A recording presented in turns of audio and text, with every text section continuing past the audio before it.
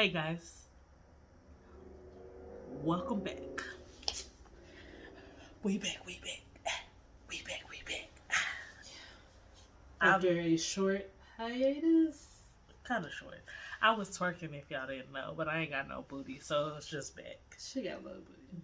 I ain't got no booty. Got enough. Maybe if I start working that a little bit, I can kind of, Curve it up. Yeah, I told Donica that all I want is a flat stomach and a fat ass. As we all do. And Yeah. that's life. Anyway, guys, welcome back to the channel. Like, comment, and subscribe. Y'all already know what it is. This is your part. I don't never introduce us. Oh, this is Wifey and Wifey. I'm Tuesday. She's Wavy. And we're going to do a podcast today. That's going to be a very interesting topic. No surprise today because she picked the topic. So blame her. True, but I also have a bad memory. What was forgot? episode 30? 32. God dang, yeah. 32 episodes? Yeah. Are y'all proud of us? I'm proud of us. Yes. We tried to do it every week. We've only missed a few. It's been a struggle these last couple weeks. We getting it back together though. We gonna get there.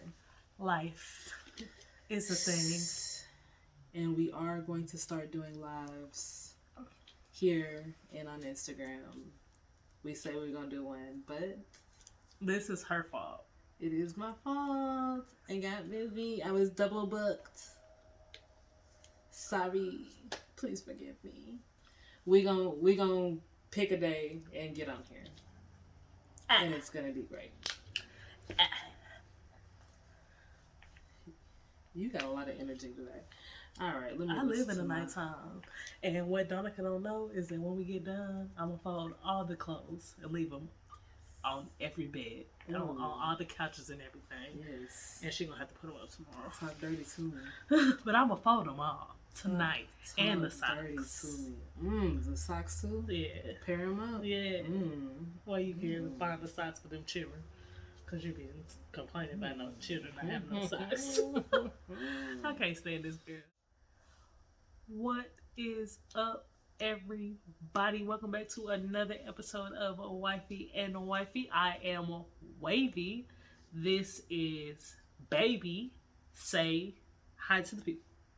I'm Baby, aka Tuesday, aka Tuesday? I don't know. I went too deep and messing it up as usual. Welcome to Wifey and Wifey.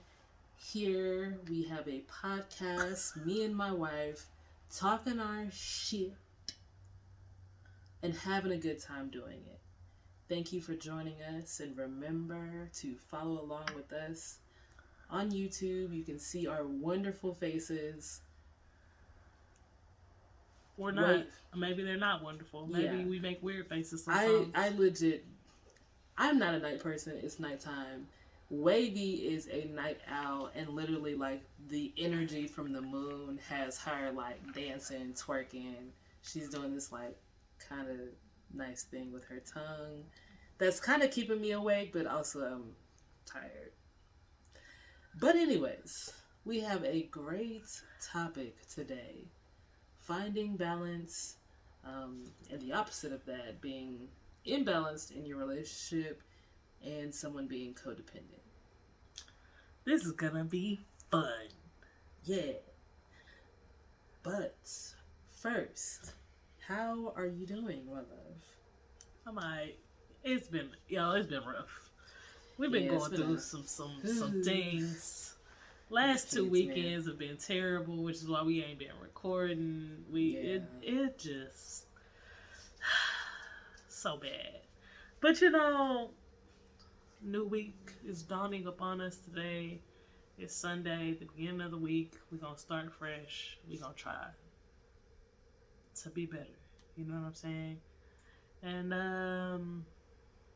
hope for the best. How are you? I'm good, looking forward to the start of a new week, starting over, trying to find balance in my life with, all the different projects that I've put on myself. including this podcast. And I just love all of the things that I'm doing so much that I refuse to let one of them go. But yeah, it's been great. I have the Wifey and Wifey podcast. So I'm working on a script for a scripted podcast. And I'm writing a book because that's what I do. So I'm very busy and very tired. And raising the kids. And raising...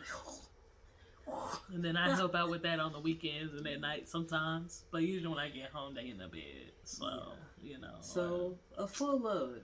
Looking forward to a new week, a new start. Try again and do better. Every day I try to do better. This is how I imagine I would rub a cat if I believed in those. But they don't exist anymore. So, this is my lioness. It's the only cat I'm ever going to rub. Yeah, I'm also getting over that cold that the kid brought home a bunch of preschool cooties to our house. So that's been another reason why we haven't been recording. I haven't had a voice for a great deal of the last week and a half. I also was sick before that. Yeah, just, man, so much stuff, man. Anyway, it doesn't matter. Whatever. Dang, y'all, my eyes red. Anyway, you need a break or no, we don't need a break. Let's jump into podcast it. Let's podcast. All right, finding balance in a relationship.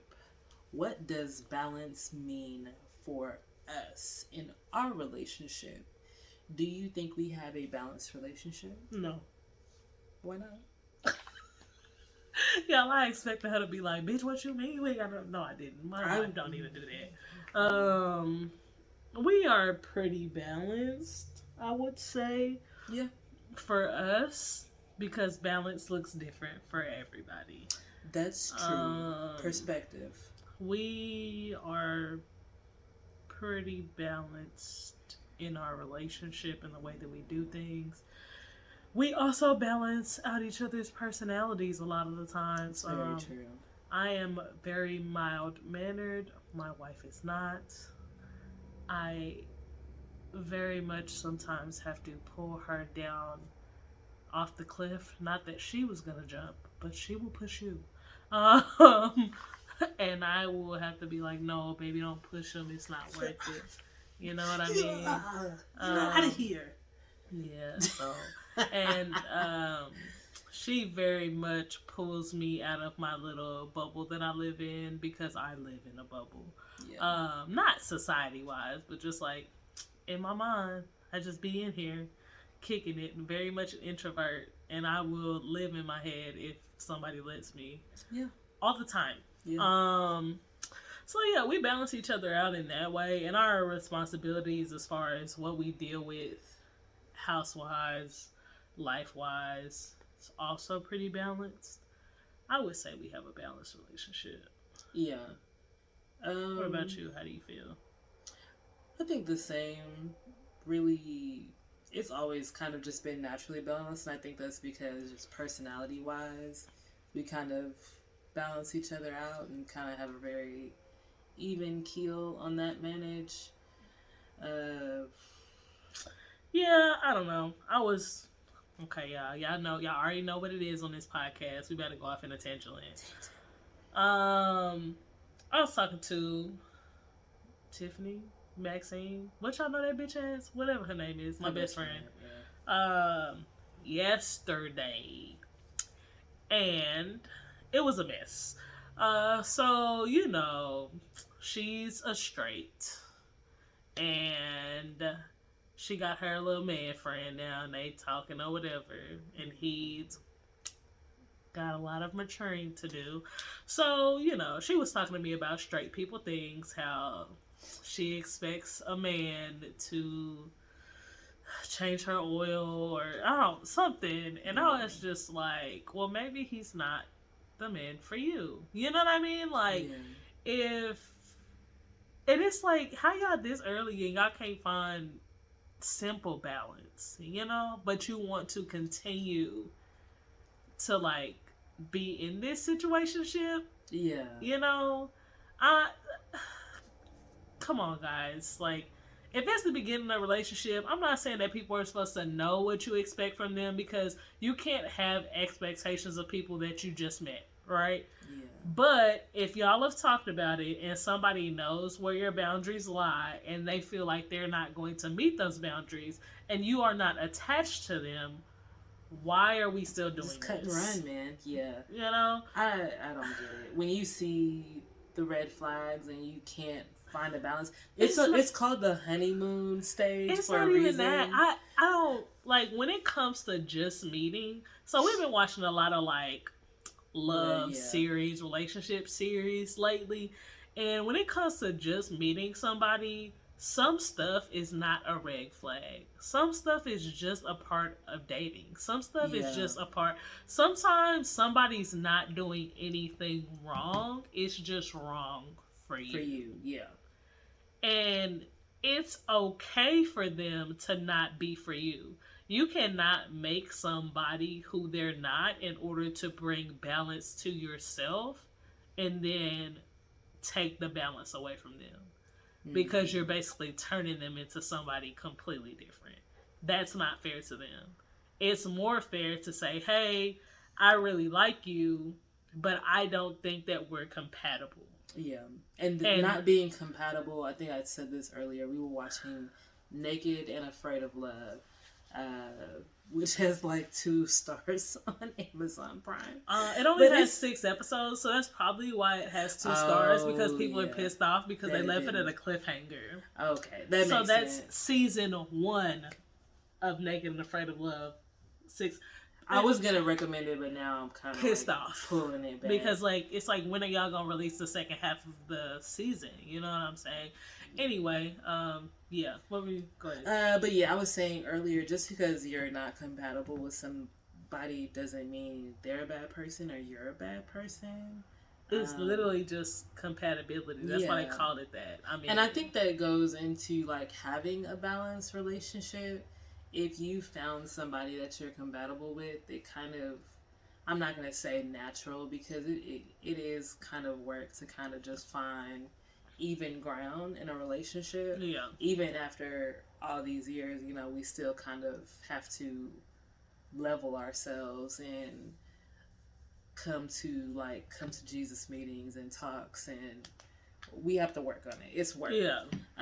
But when you're compatible, it's just a little bit easier to kind of find that level playing field and have a healthy balance with whatever that means to you, if that makes sense. Because like she said, it looks different for everybody.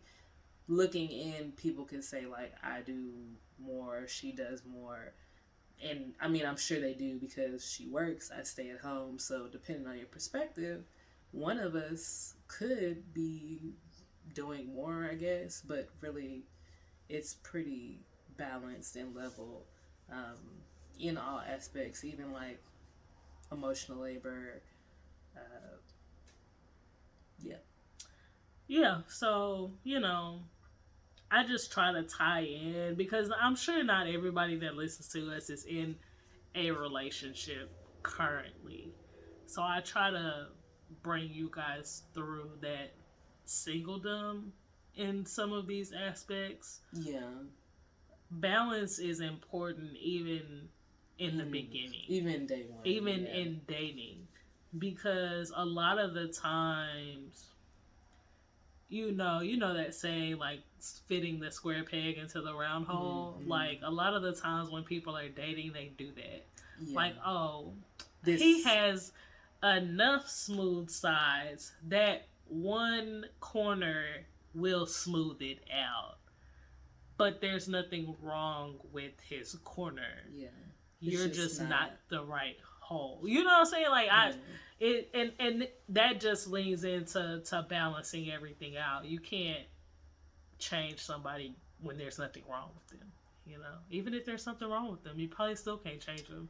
So move on. Speaking of square pegs and round holes and trying to just smooth it out and ignore the fact that things aren't working, codependency can kind of feed into that.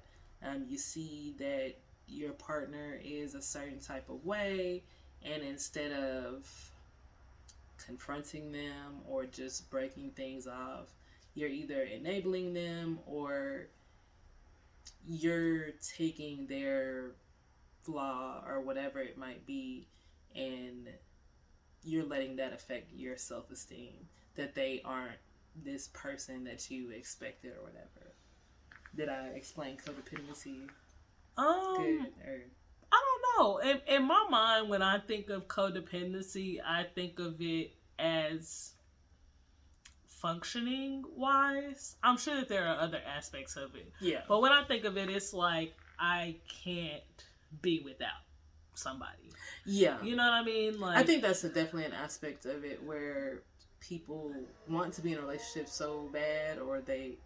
Not even that. I think I'm looking at it more from the perspective of like, we're together, we love each other, but we're bad for each other in the way that, you know how people are like, oh my God, when I'm around them, I can breathe. When she's gone, I'm so anxious and I just can't think and I just can't do this and I just can't do that. You can't function without that person. Codependency. That's what I think of. And you know, we're not psychiatrists, psychologists, doctors. We don't have no degrees in this type of stuff. But that's what I think of when I think of codependency. Yeah. Because it just breeds toxicity. Yeah. You know what I mean? And I think people, when they hear the word toxic, they immediately think like red flag, bad trait. And that's evil, not necessarily true. It's not like an evil thing. Toxicity can just be, it could be simple. You know, you could be thinking that you're doing something good, but it's toxic. Yeah. I think of it like chicken isn't bad for you, but if it ain't cooked, it's gonna fuck you up. Kinda, yeah. I was gonna give a real life scenario because this person don't ever listen to the pod anyway. Yeah, go ahead. But you know, like, so I have a friend, and they're divorced, and they sleep in the bed with their child every night. You know what I mean?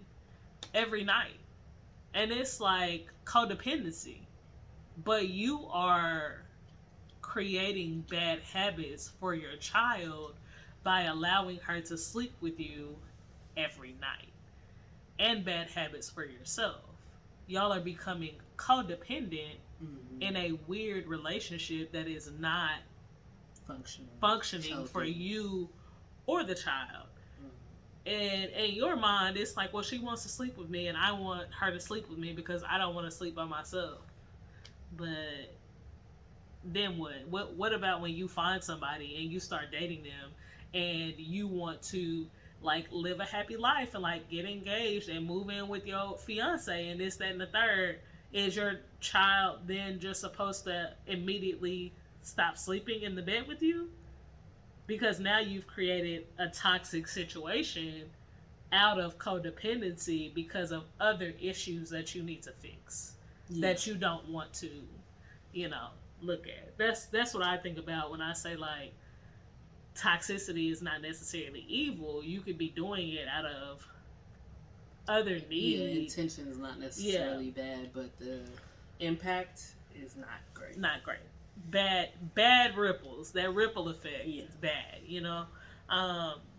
So when you think of being codependent, when you're in a relationship, you always want to have your own identity. And some people feel that that's a bad thing, but it's not. It just allows you to thrive as an individual, even though you are with somebody, you have a life partner. It's very important. Yeah, definitely. I think that's what I meant when I said some people, they'll see like the square peg in the round hole. They'll ignore the things that aren't working because they do want to hold on to the relationship of that person so badly. And in those situations, in codependent situations, there's definitely a lack of balance because there's somebody who needs more. You know, they need more attention. They need more time. you can't go out with your friends because then what am I gonna do while you're gone? I can't move away to get this better job because what are we gonna do? How are we gonna make it work? And they can't identify themselves in the unit. You know, I think that's why we say we're not two people, like one whole, two halves to a whole. We're two separate people because, especially like a lot of lesbian and like queer relationships, I think because there's not like a lot of examples growing up, they become so codependent. Also, you know, like how many lesbians in your town, you know, like people from small towns. So it's like I have to hold on to this person because who else am I going to be with? But you don't have to be with that person. You don't have to be with anybody to be your own singular person. Yeah, it's puzzle pieces. It's definitely not two halves of a whole. Yeah. I would more say it's like two whole pieces that just happen to fit together. You know, it is what it is. You can't think of yourself as not whole. Yeah. Because it just creates other issues. Yeah. And nobody ever thinks of that. You know, he made me whole. She made me whole. Like, okay, what if, God forbid, they die tomorrow? Are you not gonna be whole? What's going on? Like, if we broke up or something, God forbid, happened to her, a piece of me would definitely be missing, but I would still be a whole person. Yeah. That's not gonna change. I would just be missing somebody. You know, that's grief. But I am a person, a whole person. There's no parts of me missing as far as personality and this and that and other things because I was a person when I got here. I was a whole being when I got here. I didn't need somebody to complete me. And I think people have this idea of soulmates. That's the missing part of my soul. What?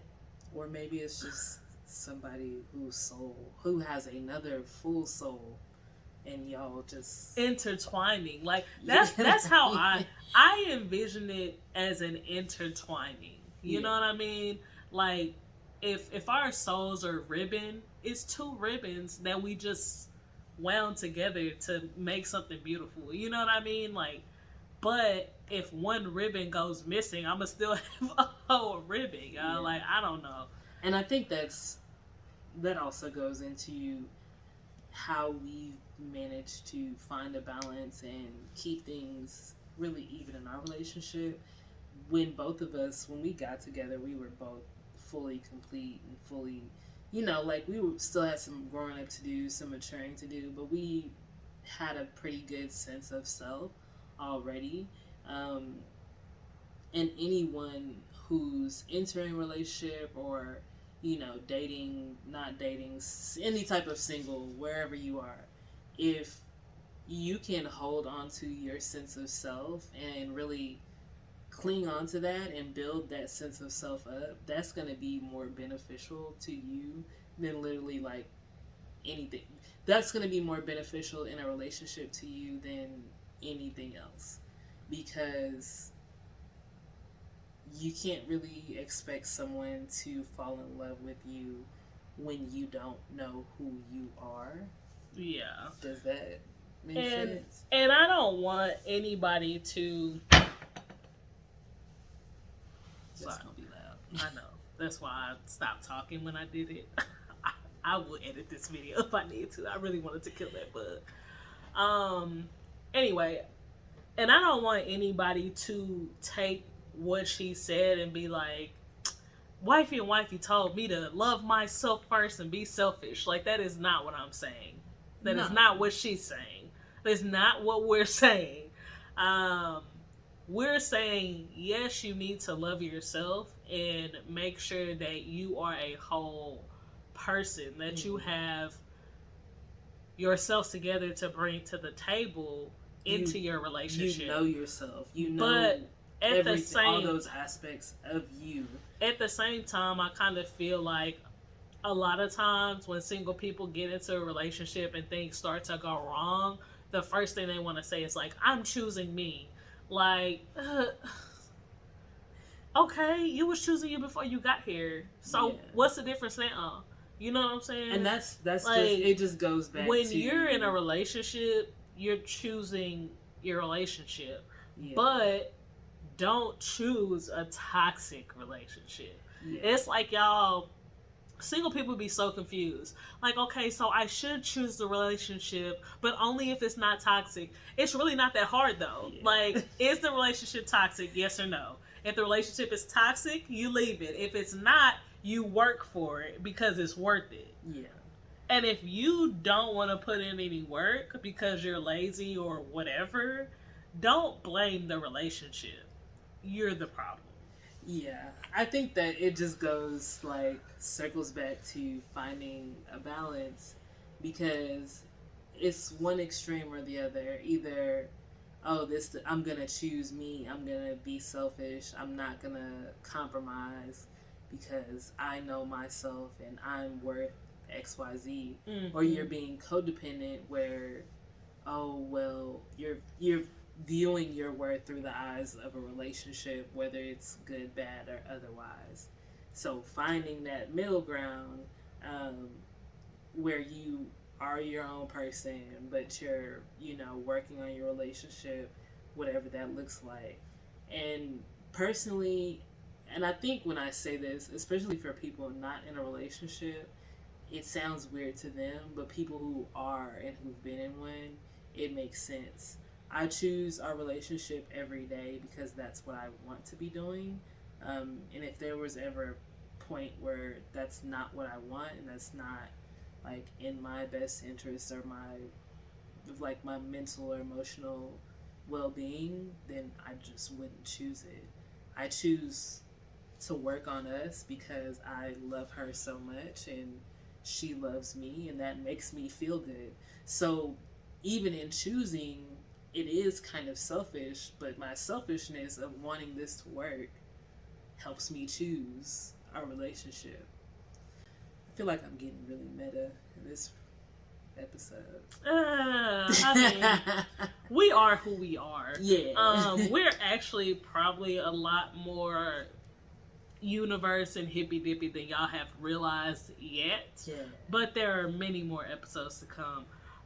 So y'all will see. Now, don't get me wrong. We're not like that deep into it. I definitely, am one with the earth and this, that, and the third. But I can't do crystals and chakras and all of that. I feel like my intentions are fine with the universe, and the universe feels me. I don't need that mediums in order to get whatever. Anyway, back to what we were talking about. Yes, you need to always have balance in a relationship, always have balance within yourself. And if you are balanced when you walk into a relationship, you will know what you can and cannot deal with, what you're willing to receive, and what you're willing to give.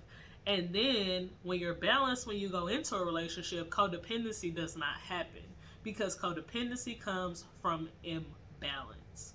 You are needing somebody so bad that you cannot function on your own without them, because they provide you something that you feel or that you physically cannot provide for yourself.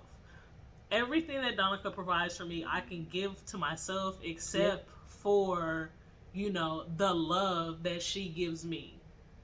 Her love makes me feel a certain type of way. But I'm going to get that love whether we're always together, whether she's mad at me, whether, you get what I'm saying? Like, she loved me when she mad at me too. Yeah, I do. And she be on my... And you know what I'm saying? So that's where people go wrong. You should not be looking for something in others that you could not give to yourself. And y'all don't be petty about it. I'm not talking about dick. You know what I'm saying? Like, You get what I'm saying? Yeah. Like, cause y'all would be like, I can't fuck myself, this, that, and the third, blah blah blah blah blah. Technically, But you know how you people, can. you know how people get. You know what I'm Yeah. saying? I'm talking about the things that matter. You can provide yourself with love. You can provide yourself with companionship.